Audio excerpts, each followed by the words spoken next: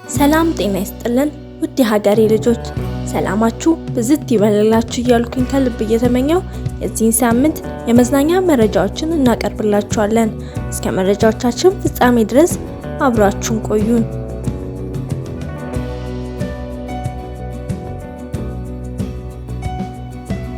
በደራሲ እመቤት ተሾመ ከበደ የተጻፈው ደሸቆ የተሰኘ ርዕስ የተሰጠው አዲስ መጽሐፍ ሚያዝያ 14 ቀን 2017 ዓ.ም ለንባብ በቅቷል።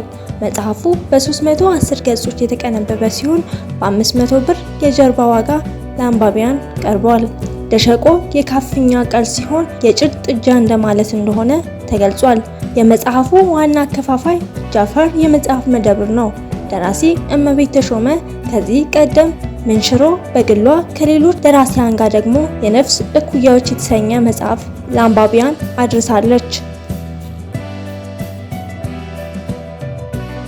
በህዝብ መወጮ የሚሰራውና በኢትዮጵያ የመጀመሪያው የሆነው ክራውዲንግ ፊልም ፈራጅ የተሰኘው የቦክስ ፊልም ከብዙ ዝግጅትና አድካሚ ጉዞ በኋላ የታሰበው በጀት ባይሞላም ቀረጻው ሚያዝያ 20 ሊጀምር ነው።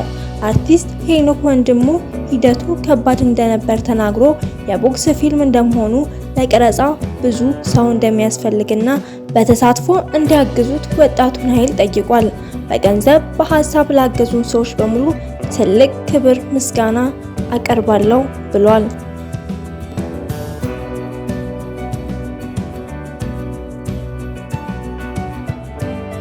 ድምፃዊ ጎሳዬ ተስፋዬና ድምፃዊ አለማየሁ ሄርቦ ከ20 ዓመት በኋላ የሙዚቃ ስራዎቻቸውን በአንድ መድረክ ሊያቀርቡ ነው። በ1990ዎቹ ለሙዚቃ አፍቃሪያን ከደረሱ የሙዚቃ አልበሞች መካከል ኢቫንጋዲ የተሰኘው አልበም ተጠቃሽ ነው። በዚህ አልበም ጎሳዬ ተስፋዬና አለማየሁ ሄርቦ በርካታ የማይረሱ ተወዳጅ ሙዚቃዎችን ለአድማጮች አቅርበዋል። በመረጃዎቻችን ላይ ያላችሁን ሀሳብ አስተያየት እንድትሰጡን እየጠየቅን ሳምንት በሌሎች መረጃዎች እስክንገናኝ መልካም ሳምንት።